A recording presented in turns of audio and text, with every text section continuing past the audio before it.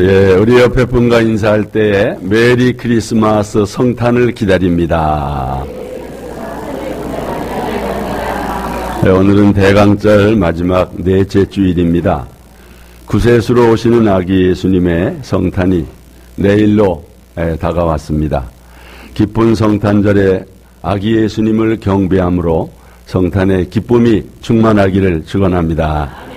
오늘 본문에는 맨 처음 아기왕 예수님을 찾아 경배한 동방박사들이 소개되고 있습니다. 동방박사들은 동방에 있는 메대와 파사에서 별을 연구하는 천문 학자들이라고 봅니다. 이들은 평소에 메시아에 관한 연구를 하면서 구세주의 오심을 간절히 기다리고 있었습니다. 그러다가 이상한 별의 징조를 발견한 것입니다. 이 특이한 별의 징조가 메시아의 탄생임을 확신을 했습니다. 이들은 별의 인도를 따라 아기 예수를 찾는 험난한 여행을 시작했습니다. 별이 인도하는 대로 길고 지루한 여행을 했습니다.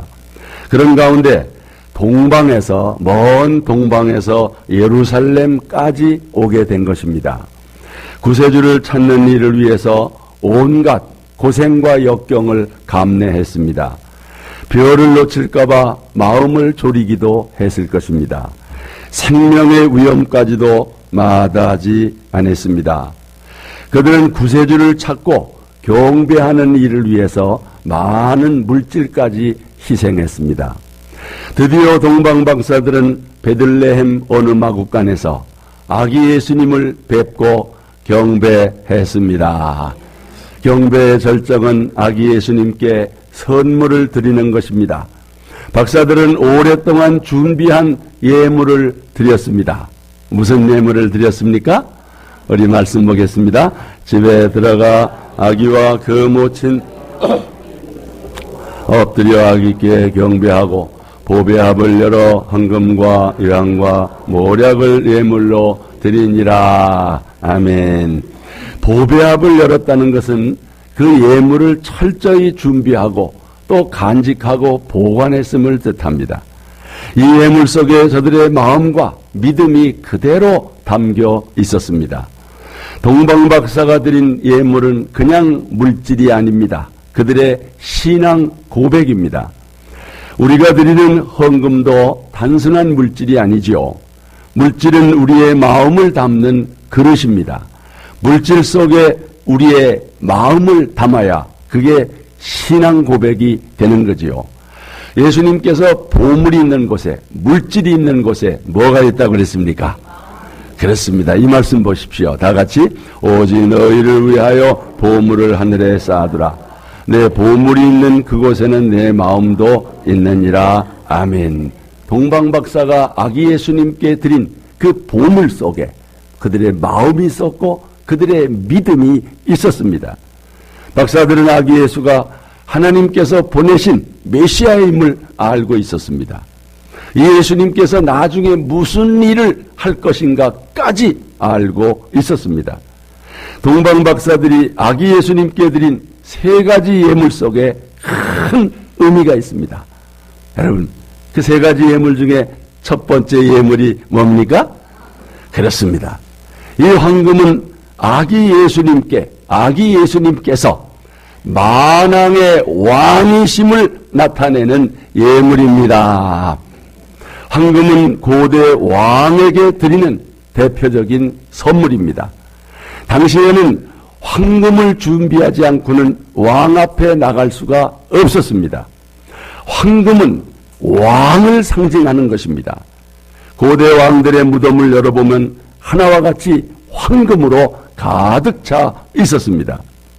세상의 군왕들은 자신의 권위를 나타내기 위해 황금으로 된 왕관을 쓰고 황금으로 된 보좌에 앉습니다.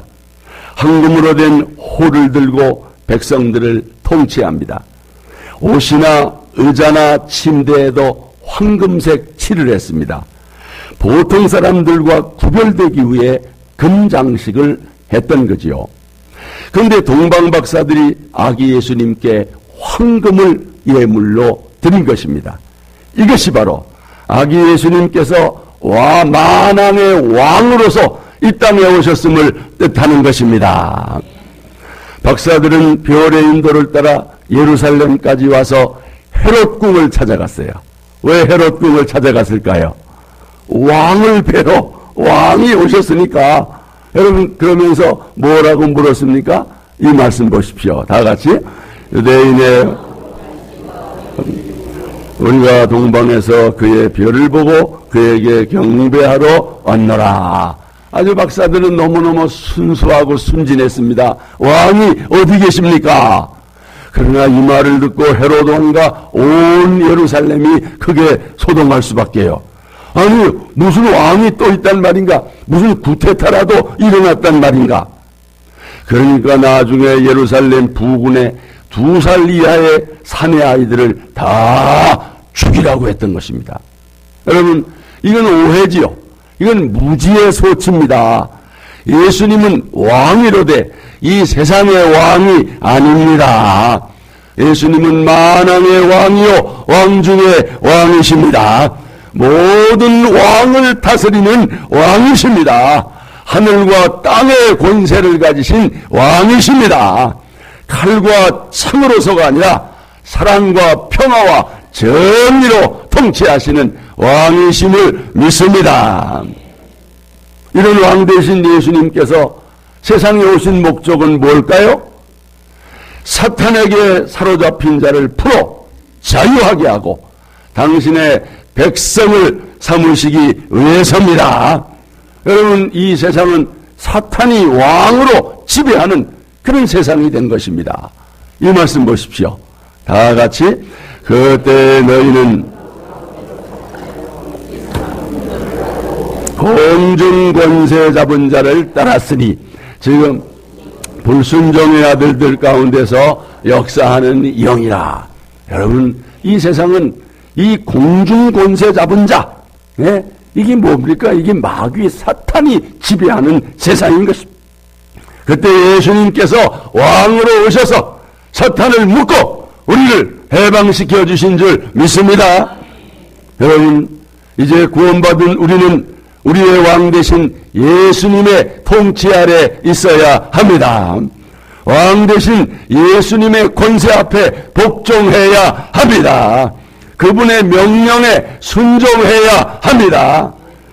왕 되신 예수님의 다스림을 받아야 하는 것입니다. 그때 예수님이 우리의 왕이 되시고 우리는 왕 되신 주님의 종이 되는 줄로 믿습니다. 예수 믿으면 우리 안에 새 정부가 들어서는 거예요. 여러분 지금 우리나라는 무슨 정부가 들어섰어요? 문 대통령 정부가 들어서듯이 예수 믿으면 여러분 예수님이 왕 되신 하늘나라 정부가 우리 안에 임하는 줄로 믿습니다. 예수님은 우리의 왕이 되시고 우리는 그의 백성이 되는 것입니다. 하나님의 백성들은 이 땅에서 여러분 반드시 이 기도를 해야 돼요. 예수님이 가르쳐 주신 기도 무슨 기도입니까? 다 같이 나라가 임하시오며 뜻이 하늘에서 이루어진 것 같이 땅에서 이루어지이다. 아멘. 이 나라가 무슨 나라예요? 하나님의 나라입니다. 예수님이 왕 되신 나라입니다. 이 나라가 여러분의 가정에 이루어지기를 바랍니다. 여러분의 가정이 예수님이 왕이 되시고 예수님의 지배를 받는다면 여러분의 가정이 하나님 나라가 될 줄로 믿습니다. 여러분 안에 예수님이 왕으로 임하시고 왕 되신 예수님의 다스림 가운데 있다면 여러분의 마음에 하나님 나라가 이루어졌습니다. 우리 교회 가운데 하나님 나라가 임하기를 원합니다. 우리 교회의 주인은 예수님이고 예수님은 우리의 왕으로서 우리 교회를 다스릴 수 있기를 원합니다. 그럴 때 우리 교회가 하늘나라 정부가 되는 거예요. 여러분 예수님이 왕으로 통치하셔야 돼요. 또한 주님이 영원히 통치하실 그리스도의 왕국이 오시고 왕국이 지금 오고 있는 것입니다. 그날에 우리 모두 주님을 모시고 세세토록 왕노릇하게 될 것입니다. 여러분 이 계시록의 약속의 말씀 한번 보세요.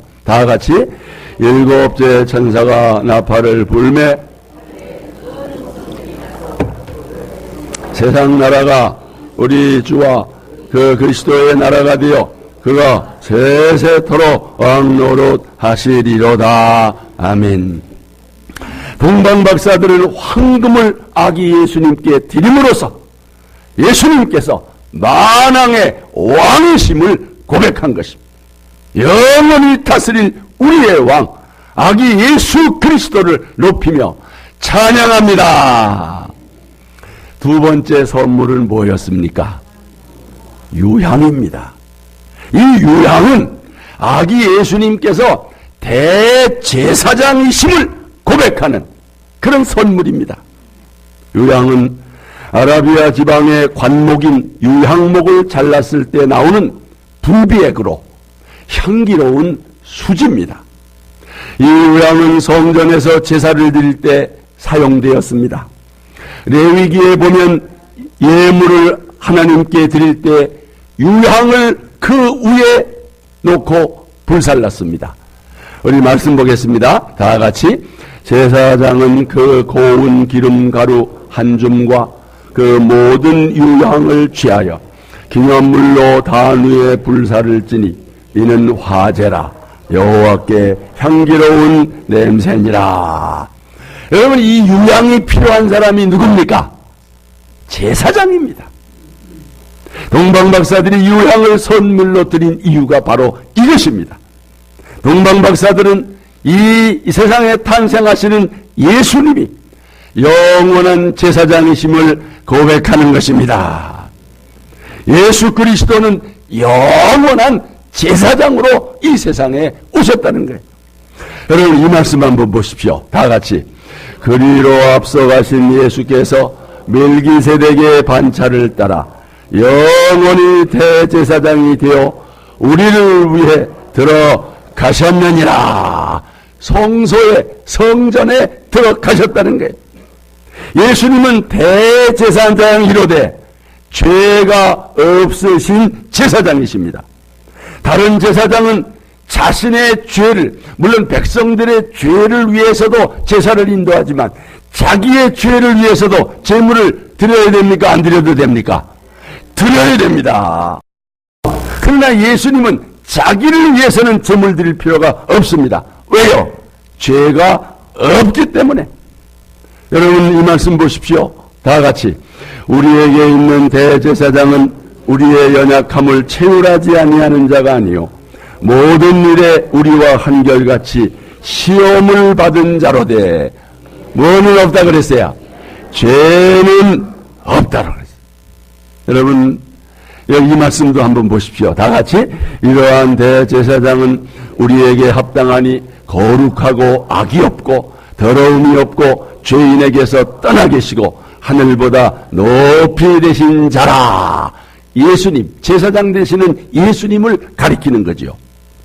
여러분, 이제 불완전한 제사장에 의한 불완전한 제사를 드릴 필요가 없게 됐습니다. 예수님의 속죄 이후에. 자, 이 말씀 보십시오. 다 같이.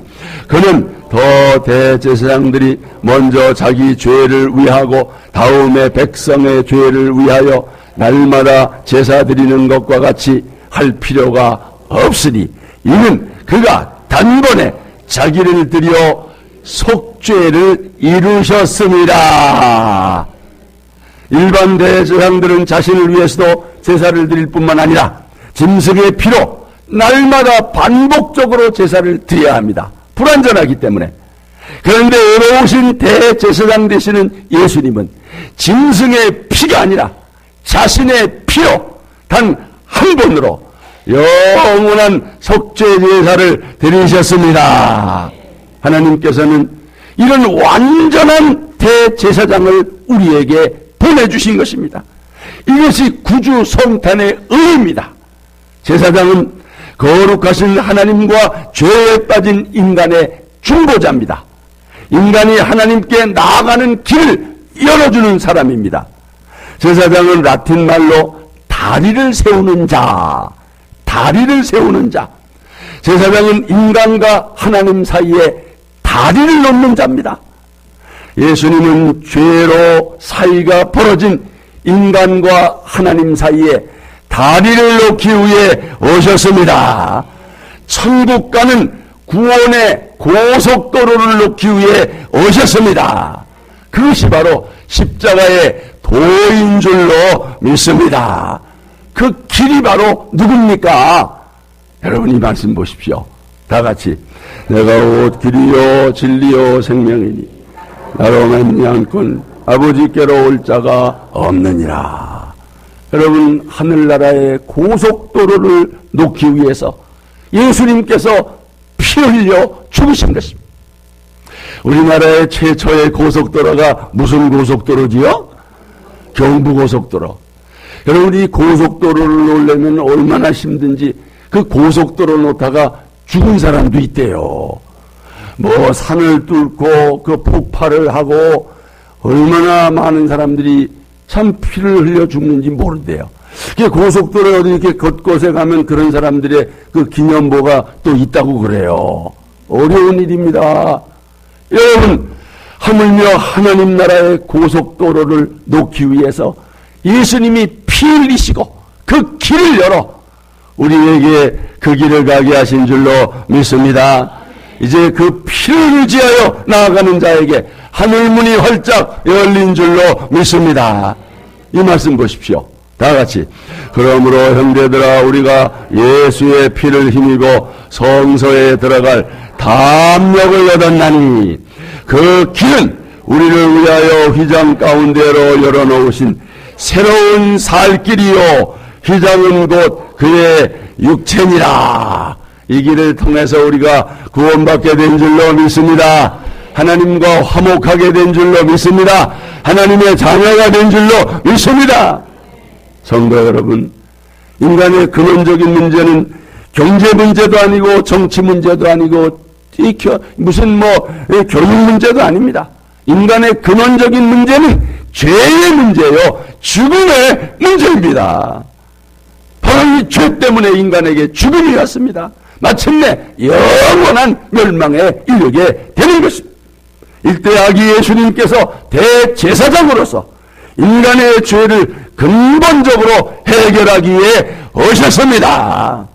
인간의 죽음의 문제를 해결하기 위해 오신 것입니다. 바로 여러분 유향을 아기 예수님께 드린 그 의가 여기 있는 것입니다. 우리에게 구원과 영생을 주시기 위해서 대제사장으로 오시는 구주 예수님을 찬양합니다. 그래서 기쁘다 구주 오셨네 만백성 맞으라는 것입니다. 여러분 세 번째 선물은 뭐예요? 모략입니다. 이 모략은 예수님의 십자가의 고난과 죽음을 예표하는 예물입니다. 모략은 시체를 썩지 않게 보존하는 데 사용되는 방부제, 향료의 일종입니다. 이집트에서 미라를 만들 때에 이 모략을 사용합니다. 그러니까 통상적으로 모략하면 떠오르는 것이 뭘까요? 죽음입니다. 그 다음에 시체를 연상하게 되는 것입니다. 따라서 사람들에게 이 모략을 선물하는 것은 기쁜 일이다, 불쾌한 일이다? 불쾌한 일입니다. 심지어 갓 태어난 아기에게 모략을 선물로 주는 거 몰상식한 짓입니다. 아기의 탄생을 축하하면서 모략을 주는 것은 이건 아주 비상식적인 겁니다. 여러분 아기를 낳아가지고서 100일이 돼가지고서 100일 무슨 돌잔치를 하는데 어떤 여자가 선물을 해왔는데 아주 포장이 잘 돼서 보니까 세상에 배로 만든 수의를 만들어다가 아기 옷을 입혔으면 어떻게 기분 좋겠어요? 수의를 갖다가 주는 법 이게 수의나 마찬가지요. 이 모략이라고 하는 것이. 그럼에도 동방박사들이 모략을 아기 예수님께 예물로 드린 것은 무슨 의미가 있지 않겠습니까? 이것은 동방박사들의 생각이라기보다 하나님께서 준비시킨 일입니다. 이 모략은 예수님께서 장차 모든 인류의 죄를 대속하기 위해 십자가에 죽으시고 고난받을 것을 예표하는 것입니다. 예수님께서 우리의 죄를 짊어지시고 대속의 피를 흘려주실 것을 예표한 예수님께서 이 말씀을 이미 천명하셨지 않습니까? 자, 이 말씀 보십시오. 다 같이. 인자가 온 것은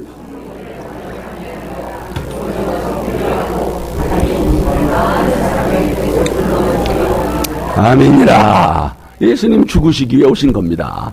대속 제물로 죽으시기 위해 오신 것입니다. 그래서 예수님은 인류의 죄를 짊어지고 십자가에 달리셨습니다. 가시면류관을 쓰셨습니다.